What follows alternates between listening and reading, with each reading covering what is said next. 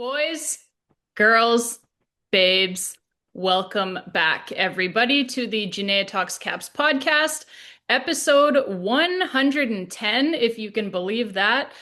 Thank you all so much for joining us today. And before I get into introducing today's guest for this episode, and before we start talking some Washington Capitals hockey, as we do here on this show, I did just want to take a quick moment just to shout out and say thank you to all of our listeners. Which is a lot of people now, by the way. Like that number has been growing substantially so far this season, and that is so great to see. The show is getting so much love and so much support from Capitals fans near and far, and I love that. I really appreciate that.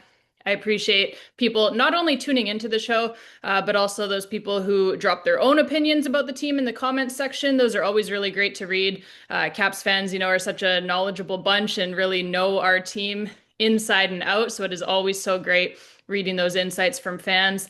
And yeah, I know that you know that, Sunny, because I've been showing you the numbers excitedly and just really blown away by all of the support that the show is receiving this season. So thank you guys. Thank you to all of our listeners near and far. That's really what I wanted to say off the top here before we get started, is just that I appreciate all of you fine folks so much, and I'm having an absolute blast chatting Washington Capitals hockey with you all this season. And we are going to keep it going here, so make sure that you do subscribe if you have not already done so, if you don't want to miss any future episodes, because we will have a lot of really great content coming up throughout the rest of this season and beyond. And yeah, for those who don't know, the show is available across all major podcast platforms. Those being, of course, places like Apple Podcasts, Spotify, et cetera, et cetera, et cetera. Or if you prefer to consume your content in video format, we are available now over on YouTube as well.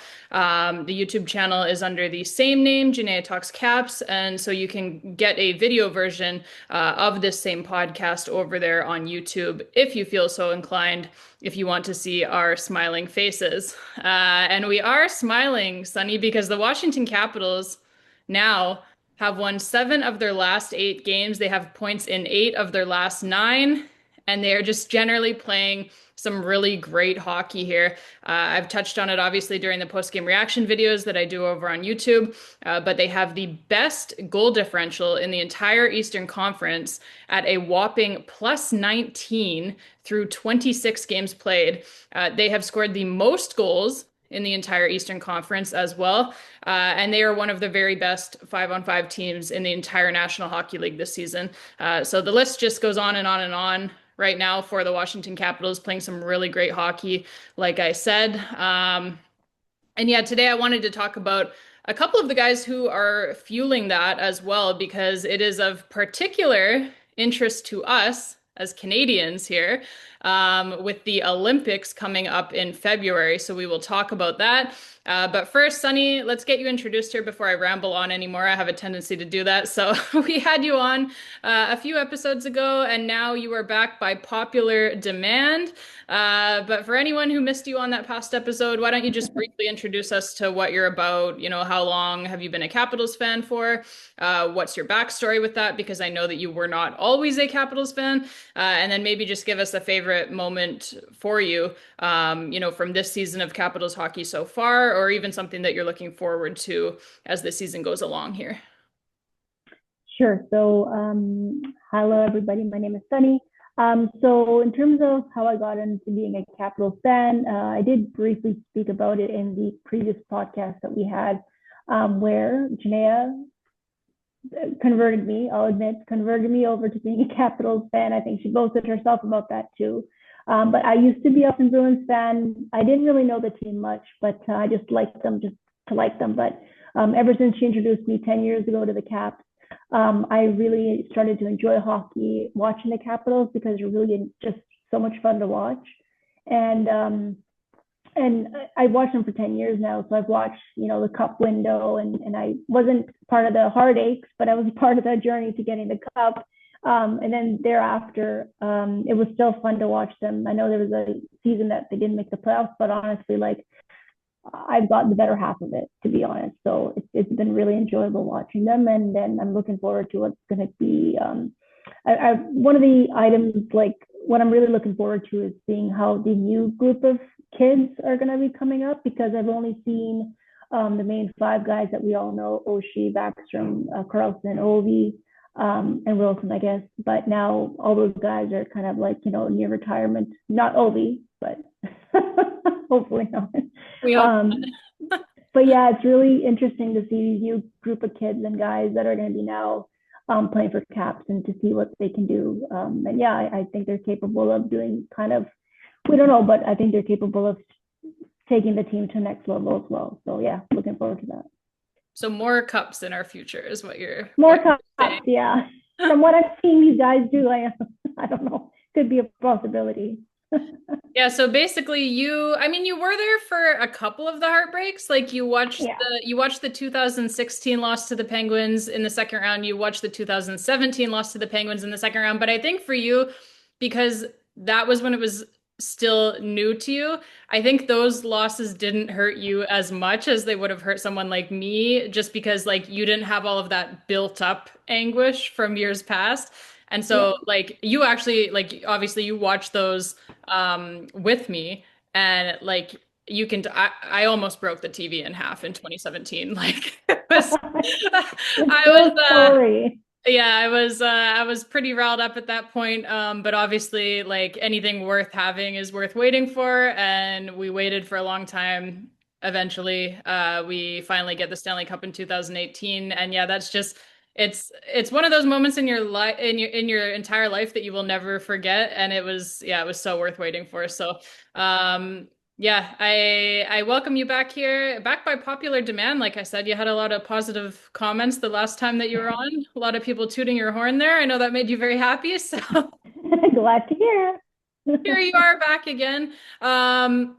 And yeah, like I said, today, wanted to talk about like not only um, how well the team has been doing, but like we've kind of covered that a lot already. At some point, we're kind of just saying the same things over and over because they've been great at 5-on-5 all season long here. The pucks are finally starting to go in for them at 5-on-5. Like they've been in the top two or top three all season long in stats like expected goals for, but now those expected goals for are actually converting into actual goals for, which is great to see. And so yeah, they're all the way up now to like they have the most goals in the entire Eastern Conference. They have scored the most goals in the entire East, and it's been a lot of fun. But yeah, today, since we've kind of already talked about all of that a lot, like all of their underlying numbers and how well they're playing and how well they're doing now. I kind of wanted to get into something different here today because I have you on and because you are also Canadian, so we're both Canadians here. I wanted to talk some Olympics here and how it pertains to some of our Capitals players. So you watched the Four Nations uh, tournament I with did. me. We were both like pretty not happy that Tom Wilson was not on that team. Actually, even like one of the biggest Tom Wilson haters in the entire world is my uncle Brad. He's a Boston Bruins fan, and even he said like Tom Wilson should have been on that team. Like, there's no way that he should not have been on that team. And now here we are coming to the Olympics. So let's start with Tom Wilson. Like, well, there's a few Capitals players that should be of interest to Team Canada for sure. But let's start with Tom Mhm. Wilson because yeah, not on the Four Nations roster. I'm just gonna actually pull up the Canadian Four Nations roster here just so we can kind of have a look at it and just yeah, I mean, tell people why he should have been on that team because there was a couple of guys I think who were kind of just there because of like because John Cooper coaches them in the NHL. Oh, Um, from Tampa. Yeah, and obviously he's one of the coaches for Team Canada. A lot of people were not very pleased with that for like, for us Canadians. Like it just seemed like Mhm. he chose his guys and that was who got to go, right? So yeah, pull up the Four Nations roster here. So the lines at Four Nations for Team Canada, and again, the lines like they change throughout the days that you're there at the tournament, throughout each game even. But the forward lines that were at the start anyway were so we had Connor McDavid obviously centering the first line, Mitch Marner on the right wing, Sam Reinhart on the left wing. Sidney Crosby centering the second line, Nathan MacKinnon on the right wing of Sidney Crosby. So Nate MacKinnon was not playing center at the Four Nations. He was on the right wing of Crosby's line. And then Brad Marchand started on the left wing of that line. Braden Point centering the third line, Mark Stone on the right wing there, Brandon Hagel on the left wing, Anthony Cirelli centering the fourth line, Travis Konechny started on the right wing of that fourth line, and Sam Bennett started on the left wing of that fourth line, and then Seth Jarvis was the extra player there. So that's how they started. It's not how they finished, if I remember correctly. I believe Konechny came out, Jarvis went in. Jarvis went in, yeah. Yeah, and I don't believe Marchand ended on the second line. He was playing with Sam Bennett for a lot of the tournament, so they had flipped that around.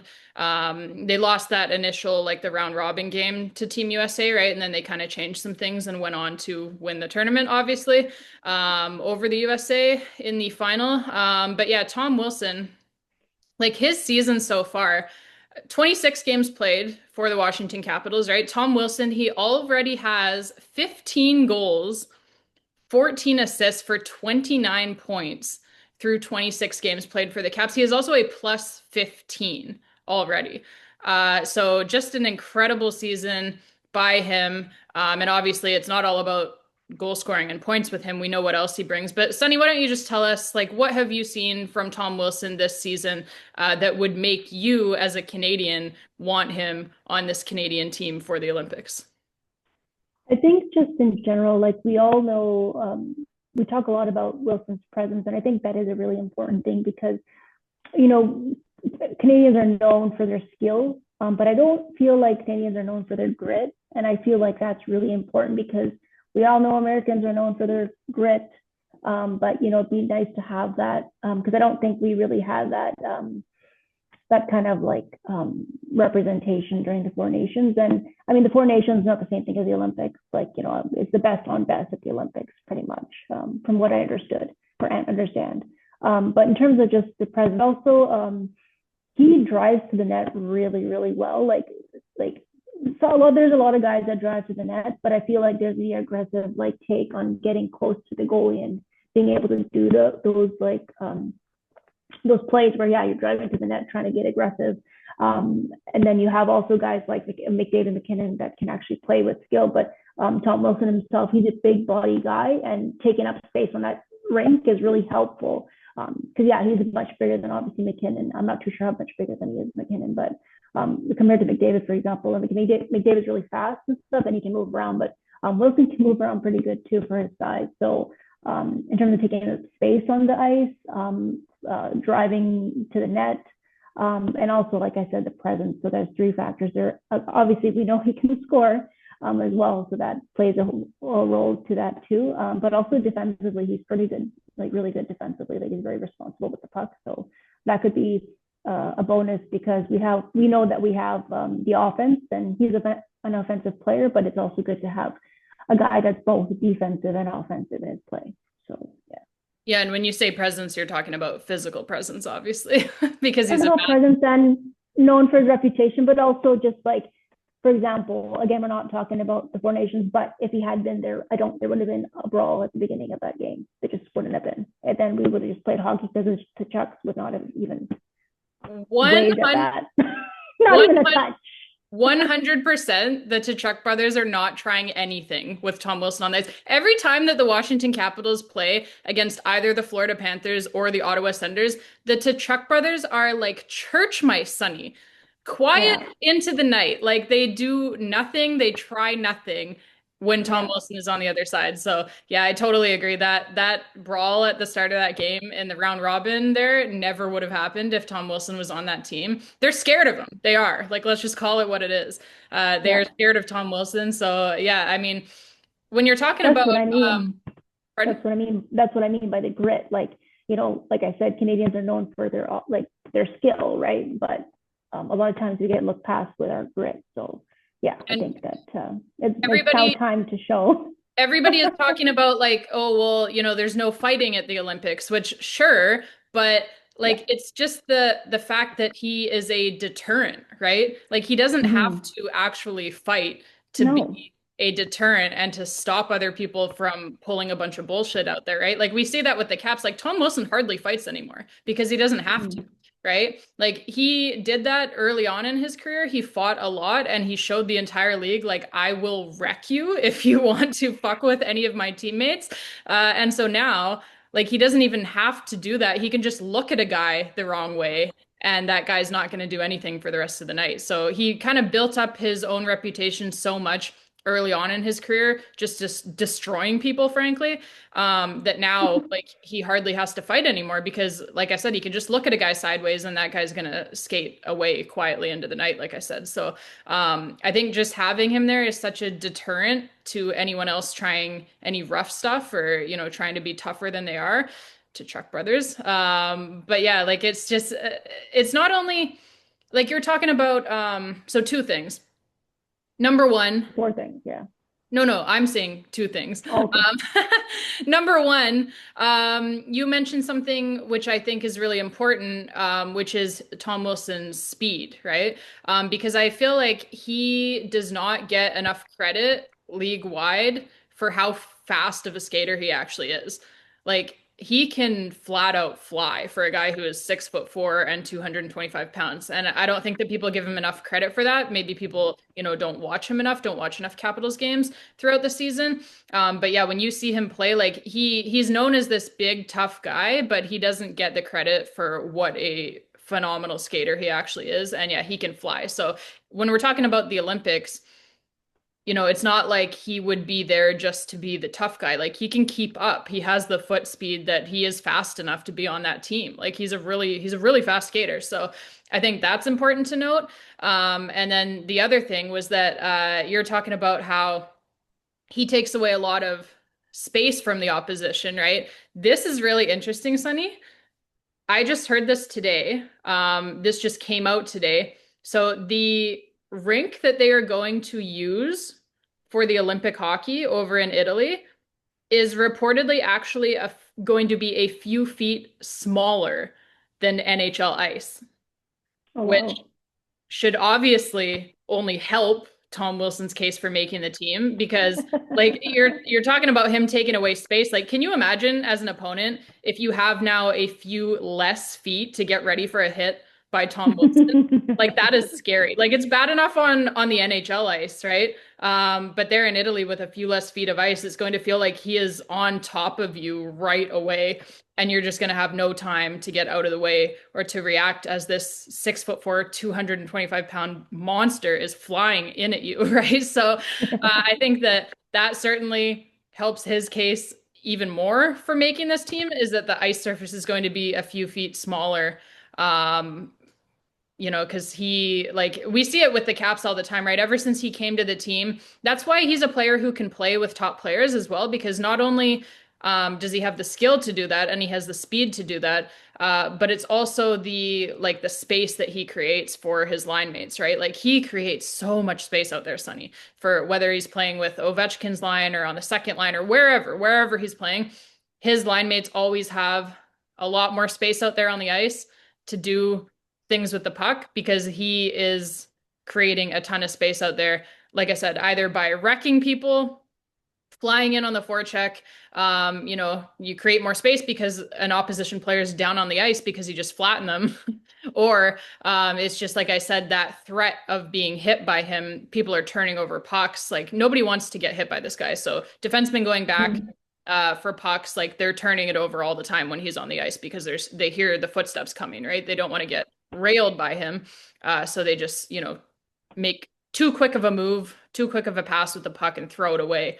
So you see a lot of turnovers with him on the ice because he, like I said, he scares people. So he creates a ton of space out there. And I think that like the fact that the ice surface is going to be smaller, that really Mhm. helps his case a lot. So what do you think about that? Like, I just heard that, like I said, today that just came out that apparently it's been leaked that, yeah, the ice surface is going to be a few feet smaller over there in Italy. Well, I guess my point is, I guess there's like a more or less, there's a more of a reason to have them. But I mean, with the arena, like the rink being smaller, like there is less space to kind of avoid him. And I think people misinterpret his presence as always, well, he's about to hit me, but he just like I think sometimes he just skates towards people just to kind of like taunt them. But in terms of the space too, like I've noticed like the lines that he's on right now, I can't remember off because the lines have changed a couple of times, so I can't remember the exact lineup that he's on right now. But his line is fast, and all the three guys that are on his line, like him, who's on his line again? I It's can't remember. so Protus is on the other side, and then they've Yeah, got Justin sort of centering it right now with yeah, Pierre just out. sort of. So yeah, Justin's sort of a smaller guy, but he's fast. But then Protus is a huge guy, and then you got Wilson on the other side. That's a huge, and they're all fast. Like so, in terms of having like I don't know what line that he would be on for Team Canada in terms of who he would play with, but him and like having him and Sam Bennett the winger, I I was believe just gonna is the say, can winger. you imagine him and Sam Yeah, Bennett, and then yeah, maybe Brad Marchand on a in the line? middle.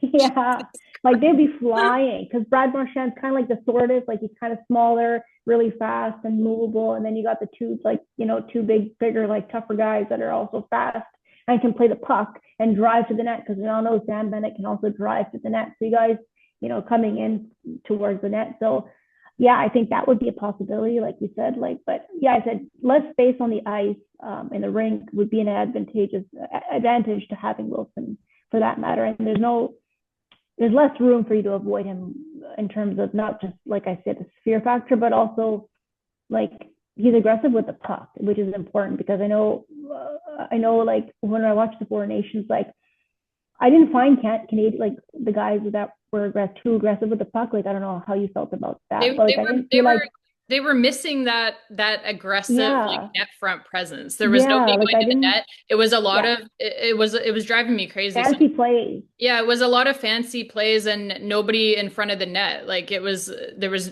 all tournament pretty much. There was nobody in Yeah, front of the net. So, yeah, uh, yeah, I kind of felt that that was a big thing that they were missing. They obviously had the skill, but they need somebody who yeah. is going to go in there like a wrecking ball and get in front of the net. And Tom Wilson is so good at that. And you touched And on it. he Sorry? I know I said he's good at it so that he doesn't call like get a penalty for like goalie interference as we always get dinged with. Oh, this is another interesting point that got leaked today was that apparently, because everybody's worried about, putting Tom Wilson on the team, and then they're like, well, they don't call the Olympics like they call the NHL games, so he's going to be suspended right away for one of these big hits that he throws that are legal in the NHL. They're not legal in the IIHF. So this is really interesting, is that they've said that for the Olympic men's hockey, some of the refs are going to be the double IHF refs, and they are actually using some NHL refs as well. And they Oh, said that in games where the teams are primarily made up of NHL players, so i.e. Canada versus USA, it will be NHL referees. so that changes the ruling It though? changes it because they know how to, like, they're not going to call it the same way that the double IHF refs call it, Oh. right? So again, Tom Wilson's like, woo! Right? Like, because yeah, he can throw those big hits, presumably, and he's not going to get called for it like he would get called for it with the double IHF refs, because the NHL Mm, refs see that from him all the time, and they know like what is actually a dangerous hit and what is not, right? So mm, I thought that was really interesting, and the fact that they actually, clarified that like in the games where the two teams have a lot of NHL players, that they will use those NHL refs. That was really interesting to me because mm, it seems like they kind of bargained for that with the IOC, like with the Olympic Committee. It seems like the NHL and Gary Bettman, that was probably kind of a sticking point for the NHL, was that they kind of want the games to be called more NHL like. Like they right. want you to be allowed to hit. They want it to be more like the Four Nations, right? Mm-hmm, So still there will be no fighting, but yeah, presumably that would make it so that like when a team like Canada is playing a team like USA and it's a lot of NHL players, they're going to use those NHL referees, and presumably that would mean that Tom Wilson runs buck wild, right? So that is great news for anyone who cheers for Canada. So yeah, I mean, just wrapping up on him, I think there's a few players on that roster from the Four Nations for Canada that like he should be on this team instead of them. Like, and I heard Pete DeBoer, who is another one of the coaches for Team Canada, he was talking about it the other day on Sportsnet. There, he was saying how like to an extent they look at the fact that they won the Four Nations tournament and they're like, that's great. And so like we don't want to change the team too much. But at the same time, he said you do want to change it somewhat because there are players now who are playing better and players who were maybe on the team at the Four Nations who are playing worse. And he said essentially they don't just want to stick to the status quo, they want to actually make the team better. He thinks it's important, and the entire staff of Canada thinks it's important to not just stay the same, but actually get better. And so that would be where a guy like Tom Wilson comes in and a few others as well, which we'll talk about. So yeah, I think there are a few forward spots on that team though that like Tom Wilson should be like Mark Stone. He hasn't been healthy all year. And when we watch the Four I don't see Nations, him doing anything in when we Vegas. watch the Four Nations tournament, like I get that he's a great defensive player and the takeaways and all of that, takeaways per 60. But yeah, like when we watch the guy cannot skate, Sonny. He's stuck in mud out there. And it was so painfully obvious at the Four Nations that he was just like not even one or two steps, but five or six steps behind everybody. So that's a guy that I look at. Travis Konechny really didn't do anything at the Four Nations.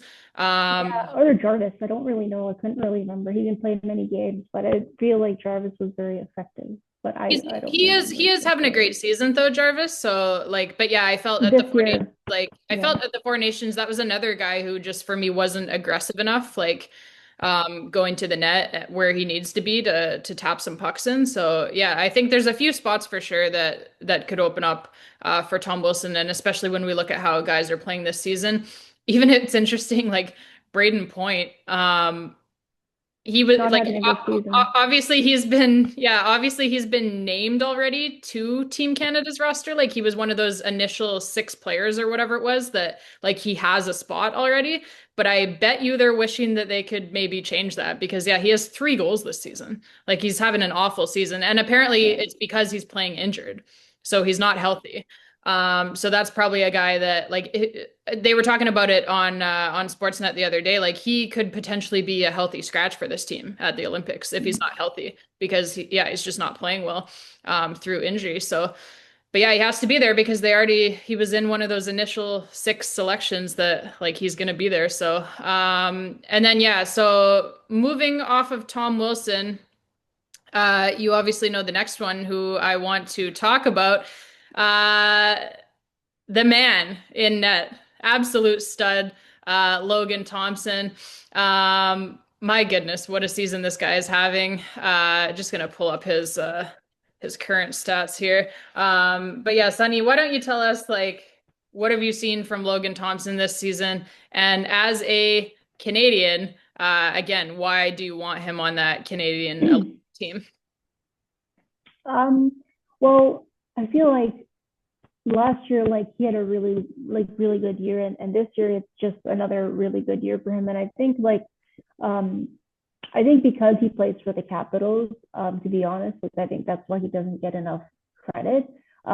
Because you know, here in Canada, there's a lot of media around Canadian teams and stuff. So, the Canadian teams that have Canadian players that are kind of what gets looked at. So in terms of Logan Thompson, so like since to be quite honest, like because I haven't watched Capitals my whole life, but like I've watched Capitals, as you know, for like within the 10 years.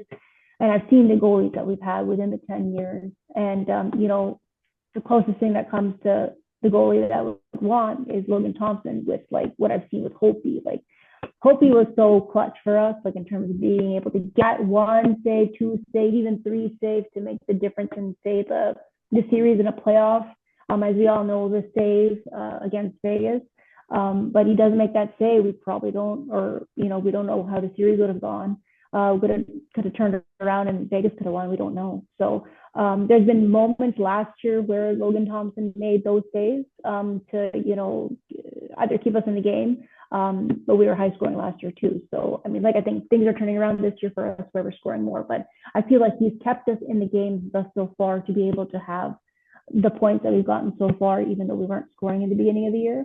Now that we're scoring, he's still doing his job. But I also see that he's upped his game as well by making even more, I guess you could say, clutch saves. Like the last game that we watched, there was multiple saves that he made that like the game could have been tied for us, and we could have had to come back from having to score another goal. But he made a couple of really huge saves. Like I think you had mentioned it. He did like a windmill save. Like I can't remember what The save it was, first but the first shot of the game, Sonny.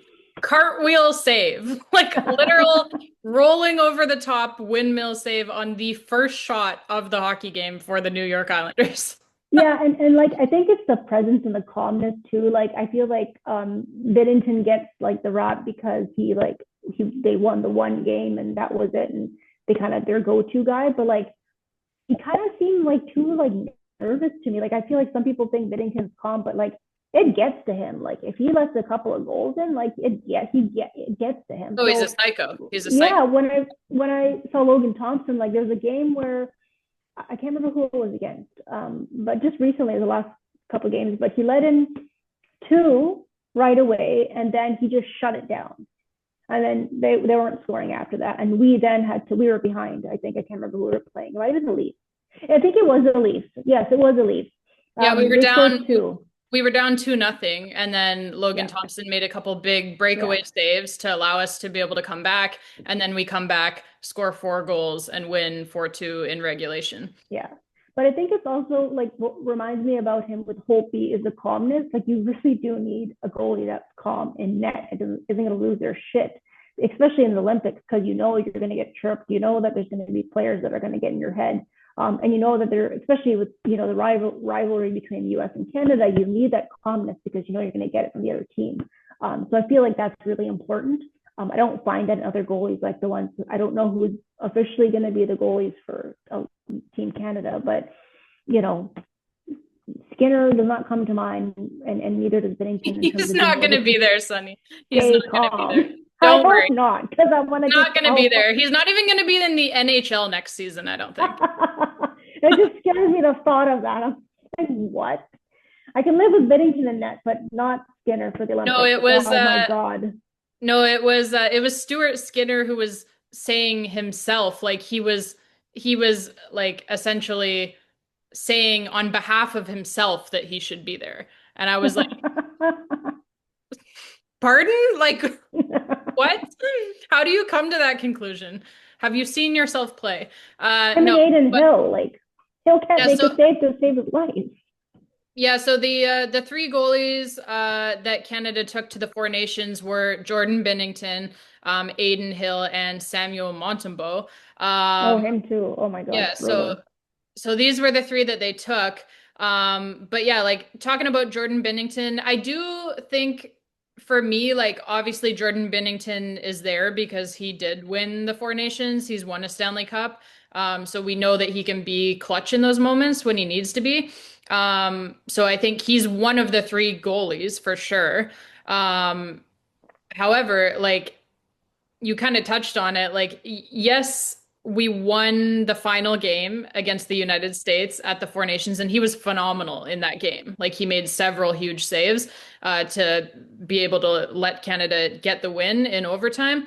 But people forget, like, we almost didn't even get there because of how bad he was during the round robin. Like, he was not good. Mhm. He looked pretty horrendous for like there was a big conversation in Canada around goaltending and like what are we doing with these three guys? Why are these the three guys that we brought? Like people were freaking out because of his play and how bad he looked during the round robin. Then he turns it on for one game in the final and everybody forgets, right? Um, Mhm. Olympics, it's single elimination once you get through that round robin portion, right? So that's scary to me with him. Like he's so up and down and he's having a horrendous season. So bad. Like all three of those guys. Jordan Binnington, awful season this season. He looks like shit. Aiden Hill has been injured all season. And the few games that he played before he got injured, he looked like shit. Samuel Montembeault looks like shit. Like Habs fans are done with that guy. Like, so it's just I don't know. Like, I don't know how you look at those three goalies and you're like, those are the three guys that should be there. Why? Why? Like, why should those be the three guys? Like, is there something here that we don't know about? Like, is John Cooper their uncle or something? Like, I don't understand. Like, it doesn't make any sense to me why you would just anoint that like those are the three guys and it's not based on merit at all. So Logan Thompson, just pulling up his stats here. So he right now he's second in the entire National Hockey League in wins. And obviously Charlie Lindgren gets, an ample amount of starts for a backup goaltender as well. So for Logan Thompson having the second most wins in the National Hockey League already, that shows how kind of speaks to what you were talking about, right? Just with the fact that the big saves, right? Like it's not just how few goals he has let in this season, it's also that he makes those big saves in the key moments to get the wins, right? That's how he gets to that high number of wins, right? I think last game was a perfect example against the New York Islanders. The Caps were asleep for the start of that game.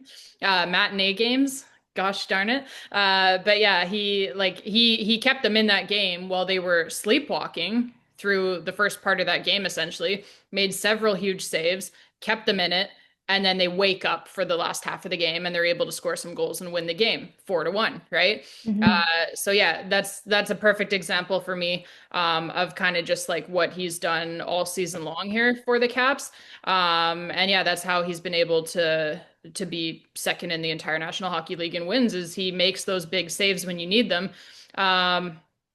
Save percentage, great stat for goaltenders, obviously. He's top 10 in that as well. He's seventh in the National Hockey League right now in save percentage. And yeah, just like looking at the guys who are ahead of him, there are a bunch of guys who will not be at the Olympics, like Andrei Vasilevsky. Obviously, he would be if Russia were going, but they're not. Spencer Knight, Casey DeSmith, Scott Wedgwood, Devin Cooley, Jesper Wallstedt. Like it's a bunch of guys who are not normally up there. Jesper Wallstedt, though, is an awesome rookie goaltender. But yeah, it's a lot of guys that you're not accustomed to seeing up there at the top of the save percentage ledger, other than Logan Thompson and Andrei Vasilevsky. So yeah, he's great in that stat as well. Goals against average as well. He is, let me just pull that one up here. Yeah, he's top five in that as well. So he is I believe he's at a 2.08. Yeah. Yeah, so he's 2.08 goals against average right now, which is good for fourth in the entire National Hockey League. So he's pretty much all season long, he's been 2 goals or less, like clockwork, right? Mm-hmm. Which I don't know how you look at that as like a staff member of the Canadian team and you don't want that to be your guy. Like a guy that pretty much every single game that he plays gives up one goal, like maybe 2 goals, right? At the most. Mm-hmm. When you have the offense that Canada is going to have, that'll give you a really good chance to win a lot of games and to win the tournament if your goaltender is a guy who is 2 or fewer, like clockwork. So, yeah, I mean, I think you said it well. Like he's a guy who makes the big saves at the right times, and he's a guy who I for sure want on this team. I don't understand how he wouldn't be on this team, honestly. Like for me, it's inexcusable if he's not on this team. When you look at who the goaltenders at the Four Nations, it's not like we're running out like Carey Price and Roberto Luongo in his prime and like Marc-Andre Fleury in his prime and the goaltenders that Canada used to have. We're not running out Right. Patrick Waugh and Martin Brodeur anymore. Like it's fucking Jordan Binnington, Aiden Hill, and Samuel Montembeault. Like there is room for Logan Thompson on this team. He should be the starter if we're going based on merit, which I'm sure that we won't be because that's not how Hockey Canada operates. But yeah, I mean, I get why they would give the starting role to Jordan Binnington based on the Four Nations. I get that. That's fine. But Logan Thompson needs to be there as well in case Jordan Binnington falters. So Mm-hmm. that's where I'll leave that. It's yeah, I mean, I'm gonna be really, really, really angry if he is not on this team. Tom Wilson as well, but I think it's almost even more inexcusable for For the Logan goal, yeah. Thompson. Yeah, for Logan Thompson not to be on the team, Yeah. given who the three goaltenders that they picked for the Four Nations were and how horrendous each of their seasons has been so far. Like, there's just no reason for Logan Thompson not to be there. So, uh, briefly, I just wanted to touch on this is more of a long shot for sure. I New think development. yeah, I think Tom Wilson and Logan Thompson are more likely than not at this point to be on Team Canada. I think it'll be crazy if they're not. But a long shot who has emerged here is Jakob Chychrun for Team Canada. So Jakob Chychrun, like we know what he has been doing for the Caps. He just finally had his goal scoring streak and his point streak ended last game against the New York Islanders. He was on a 5-game goal scoring streak as a defenseman, which was the second longest in Capitals franchise history, behind obviously the NHL record that Mike Green set, 8 straight games. And he was on a 10-game point scoring streak as well as a defenseman. So, yeah, he has just been absolutely incredible for the Washington Capitals, and he's put his name here into the hat for Team Canada, according to reports. Like they have noticed how well this guy has been playing, and they're starting to take a closer look at things and see like, is there room for him on this team? So, Sonny, what have you seen from Jakob Chychrun this season? What have you seen from him since he's been a Washington Capital? Are you happy to have him here? I already know the answer to that, but yeah, just what have you seen from Jakob Chychrun? Well, I love how everybody, because we all know Ovi's got power when he, shoots. Like it's like it's gonna hit you, and you're just gonna hit your head against the wall. It's gonna be like, what just happened? But in terms of Jakob Chychrun's shot, like I feel like he doesn't get enough credit for how hard his shot is. Like I know John Carlson, we all know how hard his shot is, how hard Ovi's shot is, but have you seen Jakob Chychrun, that just like the way he slaps the like puck, it's like extremely like it's almost like it's just going straight into the net almost half the time. Like he hit 2 posts last game, I think it was.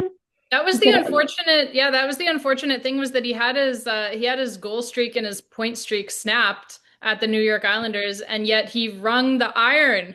twice. He almost had a goal again, which obviously would have extended not only the goal scoring streak, but the point scoring streak as well. So, so close to extending it there. Yeah, like his shot is dangerous, but also he's really fast, offensive, like for like he's another what do you call it? Defensive offensive player, I guess you guys call it, like when they're Two-way, both two-way. two-way player. And I think you really need that in the back end, which again I didn't really see that in the Four Nations per se. Like I didn't see it. I just saw like our offense coming from just our forwards, where we didn't really have that like in the Four Nations, where you have guys in the back end being offensive, which you actually kind of need to keep the not just the puck in, but also like driving the play. Like, you know what I mean? Like what I've seen with the Capitals, like it's so dangerous playing against us now, because like you're not just dealing with 3 forwards, you're dealing with 3 forwards and two defensemen that are also extra forwards. So it's like circling around sharks. Like, you know what I mean? Like it's mind boggling. Yeah, It's so, when the Capitals played the Maple Leafs the other day, did you see yeah, Austin Matthews said after the game that he has never seen a team move the puck the way that the Washington Capitals are moving the puck right now yeah, this season. yeah. And He was in awe of like how they were just zipping it around and seam passes, like cross yeah, ice passes back and forth, zip, zip, zip, zip, zip, goal, right? Like yeah, yeah, and that, like I exactly. said, that comes from the defense as well as the offense. The Caps right now, so far this season, their blue line leads the National Hockey League in defensemen scoring. Like they have the highest scoring blue line in the entire National Hockey League, both goals wise and points wise. So Points they wise, have yeah. been incredible. Obviously, a lot of that is Jakob Chychrun. A lot of that is John Carlson, who's having a phenomenal season in his own right. But yeah, they lead the entire National Hockey League in blue line scoring. So So yeah, I mean his presence in terms of his speed, because he's really if you actually watch him play, he's not just fast, but he's also like he's pretty heavy set. Like he's very he's a like thick he's dude. another kind of like Yeah, he's a yeah, thick. he's really big. Like he doesn't seem like it, but he's really Like, has anyone seen how ripped he is? Like, he's ripped. Like, you know what I mean? I It's think all that it's Nathan, all that raw goat milk, like, unpasteurized, everyone, whatever. everyone talks about Nathan McKinnon being like ripped and like healthy, but like from what you told me about Jakob Chychrun, I'm like, I feel like he's on the same sort of flat, like another version of Nathan McKinnon, but Yeah, and a defenseman. I think it's so important what you're saying about how he is a more of a two-way guy, like he's not just all offense because like if Canada's looking for more offense from their blue line, and we have to remember too, like at the Four Nations, I know you're saying like you didn't see much of that from Canada at the Four Nations. We have to remember though, Cale Makar was injured. He Oh, didn't, right, Cale Makar, right? yeah, Yes, he was not playing right. Yes, for Canada, at least in that final game against the United States. So it was amazing yes, that they were able to win that without him. But yeah, he obviously he's the big guy on the back end for Canada, Cale Makar. right. But I do think it's important what you're saying about Jakob Chychrun, how he's more of a two-way guy. He's not just all offense, because if Canada's looking for more offense from the back end, which they reportedly are, that's why like a guy like Evan Bouchard, who like is a train wreck defensively. Like I can't put that in a nice way. There's no nice way of saying he's a fucking tire fire out there. Uh, I was just Literal gonna say, I'm dumpster like, take fire. him out. Yeah, like he's god awful. I absolutely know for me for Team Canada. But he's a guy who had been at least mentioned or talked about or considered because they were looking for more offense. And so they're kind of like, can we get away with having him on the team and having him play really sheltered minutes and just hoping that he doesn't fuck up at a huge moment Yeah, defensively that because he's costs done us. that several times. Yeah, Oh that my cost us the gosh. tournament. And for me, it's too much of a risk. It's an absolute no for me. In a single elimination tournament, like it's a hard pass for me. Absolutely not. So that's where I think a guy like Jakob Chychrun is a lot more appealing because he brings that offense without giving anything up defensively. Like he's a really, really, really solid defender as well. And like you said, like he can skate like the wind. Like he's able to get up in the play and up in the rush, and then he's the first guy back because of his skating, right? Like he's such a good skater. And yeah, he brings not only the offense, but he's really good defensively as well. And he's physical, like he hits people. He, like I said, he's a big guy, he's a thick dude.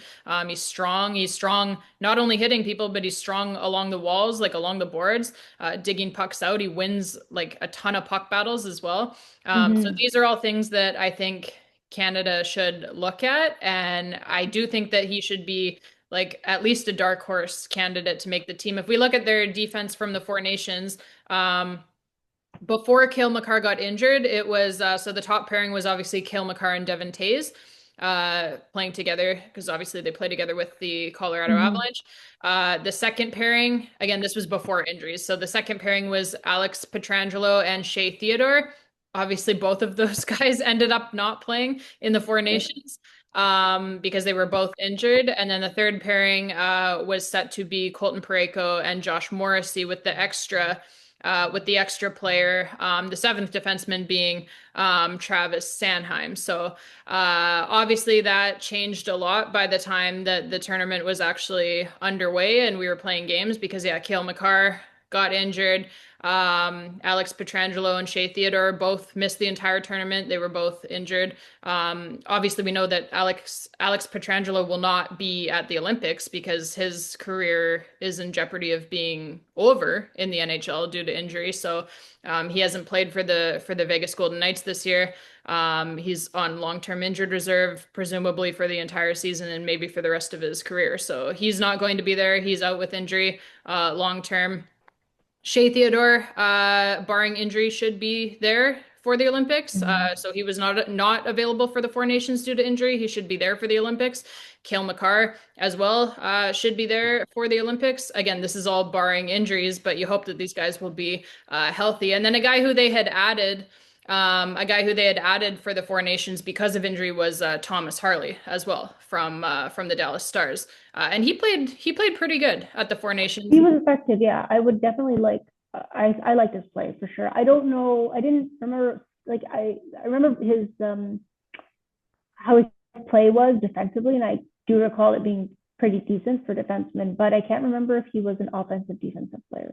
If you remember, I don't know. He's kind of a two-way guy as well. But again, he's another guy who I thought he played quite well at the Four Nations for Canada, and that might be enough to put him on the team for the Olympics. But again, he's another guy who, like talking to Dallas Stars fans, he is not having a good season at all. Mhm. So it's kind of balancing like how much do you want to just go with like what you already had at the Four Nations and hope that that just works again versus like Pete DeBoer was saying, how much do you want to look at like ways that we can actually improve our team? And I do think that they should be looking at ways to improve their team because I do think that like that Four Nations tournament could have gone either way, frankly. Yeah, you Canada can. Canada was not as dominant as I expected them to be. And I think that these are some of the things that they were lacking was like through the round robin for sure, they were lacking goaltending. They did not get a good performance from Jordan Binnington up until the final game, right? I think that obviously they were decimated on the back end. Like they had a ton of injuries on their blue line, so that hurt them a lot. And then up front, like we talked about, I do think that they need more of a net front presence, which is why a guy like Tom Wilson is so appealing. But yeah, like looking at their defense core, obviously, if everyone is healthy, it's a really good defense core. But I do think that like Jakob Chychrun should be at least a dark horse candidate, and certainly if there is an injury again, that he should be right at the top of the line for consideration for filling that spot. Because yeah, the season that he's having, obviously he leads all defensemen in the National Hockey League in goals this season. He's ahead of Cale Makar in that Oh, he's category. ahead now. Yeah, he was tied with Cale Makar at 9, and then Jakob Chychrun scored his 10th against the Toronto Maple Leafs, right? So, yeah, he leads all defensemen in the National Hockey League with 10 goals. Cale Makar has 9. He's up there in points as well. Obviously, his plus minus is phenomenal. Like he's doing all of the right things to put himself in that conversation for Canada, and I think that he at least deserves a good long look from the staff of Team Canada, I guess Mhm. is what I'm saying. So we'll see what happens. I mean, there's nothing that we can really do about it. We're just a couple of fans whacking off here on a podcast, but yeah, as Canadians, like we want them obviously to build the best team, and so we're not even being biased as Capitals fans. I feel like we're just coming at this as Canadians who want to see Team Canada win. Mhm. These guys would help you win. Like we have watched them for, 26 games this season, 82 games last season, playoff games last season. Like these are guys, Tom Wilson and Logan Thompson for sure, who should be on this team. And I think Jakob Chychrun has a case as well. So we'll see what happens. But yeah, I'm really hoping that they make the right calls here for Team Canada. I think hopefully there's not another case of too many Tampa players on that team because that would be unfortunate. Like I don't know what Cirelli was doing on that team from what I understand or seen him play, but I don't remember him being very memorable. Let's just say Yeah, he's like a during guy the that they session. take as like a specialty guy, like as your Yeah, line center, whatever, like, win a big face off, kill some penalties, yeah, whatever. But he was ass at the Four Nations. yeah, Like he wasn't good. yeah. So yeah, I know myself included, but a lot of other people as well, Canadians were, not very happy with what appeared to be nepotism. Yeah, who got picked for that team because John Cooper was the coach, and obviously he coached these Mm-hmm. guys with the Lightning, and then while they were there too, like he's giving them just an absurd amount of ice time for how they were actually performing. Like I think I had even tweeted out at the time, I'm like, I'm so glad that we finally get best on best hockey after 11 years, I said. I'm so glad that we finally get best on best hockey just so I can watch John Cooper continue to throw fucking Anthony Cirelli over the boards over and over and over again. Like, I'm sorry, that's not what I want to see. Get Nathan McKinnon out there, get Connor McDavid out there, get Oh yeah, now I remember. You're like, why are the Tampa line? What? There was like a legit Tampa line. Like, why is there a Tampa line? There shouldn't be a Tampa line. and he was using them so much, Sonny. Like it was just like I remember now. every Yeah, second shift practically they're thrown over the boards, and like I was just losing it. My uncle Brad was losing it. Like we were going back and forth texting. We're just like, what the fuck is this? Like I have a question. I couldn't remember. Was Bruce Cassidy the coach, or was it Pete DeBoer that was the coach when Logan Thompson was no longer in Vegas? I can't remember. Was what? Sorry, I don't know if you can hear the dog barking. The dog. Oh no, no, I was asking, was Logan Thompson the goalie where he wasn't chosen? Was it Pete DeBoer or was it Bruce Cassidy that didn't want him? Oh, reportedly, mostly, it was a Bruce Cassidy thing that Logan Thompson Okay. was not picked for the team. Yeah, supposedly because like they had a little bit of a like, not like a rift, but like he wasn't happy that Logan Thompson asked for a trade out of Vegas, but it's like he's asking for a trade out of Vegas because he's clearly more than good Good enough, enough. yeah, to be a Yeah. number one goaltender in the National Hockey League, and you were not playing him at all, right? So I mean, I'm just what wondering do if you want the hopefully guy to that's do? Like he wants to play, he's good enough to play. He yeah. should be playing. You're not giving him any starts in Vegas, so he's like, okay, well, I want to get a chance and an opportunity to prove myself somewhere else. And he has more than done that. Like he's been one of the sorry about the dog, you guys. That's He's been okay. it's because do you notice what time it is? It's 5:02. So his DINNER is 5 o'clock on the dot, and he somehow knows exactly Wow. what time it is. So yeah, we better wrap this up. But anyways, yeah, it was um yeah, nothing, there was nothing wrong with Logan Thompson asking for a trade in that scenario because he waited more than long enough to be able to get an opportunity with the Vegas Golden Knights. He continued to, every start that he got, he would play well for them, and then he wouldn't get another start for like weeks at a time. Like they weren't giving him any starts. So it's like, what do you want the guy to do? He wants to play. He wants to play games in the league. He's more than good enough to play games in the league. And as we see now, with him being traded to the Capitals, he's not only more than good enough to play games in the league, he's more than good enough to be a number one netminder, one of the best number one netminders in the entire National Hockey League. So we're going on like this. This is his second season with us now. It was all of last season, 82 games regular season last season, that he was phenomenal. He was a top five goaltender in the entire National Hockey League. He got Vezina Trophy consideration. I believe he finished fourth in Vezina Trophy voting. Stanley Cup playoffs last season, he was the best goaltender in the entire Stanley Cup playoffs, save percentage wise, and goals saved above expected, which is a great stat for goaltenders as well. So he was literally the very best goaltender in the Stanley Cup playoffs last season as well. And now this season through 26 games as well, he's the best starter in the National Hockey League. So it's it's going on, like I said, it's 2 seasons now, or one and a half, one and a quarter, one and a third, whatever you want to call it. But if you include the Stanley Cup playoffs too, it's basically one and a half full seasons now that he's been with the Washington Capitals, and he has the entire time been one of the very best goaltenders in the entire National Hockey League. So I don't get it. I don't get why Bruce Cassidy would, number one, not give him any starts, and number two, have a problem with the guy asking for a trade when you're not playing him. Like there's nothing wrong with Yeah. that. That happens all the I, time across the league.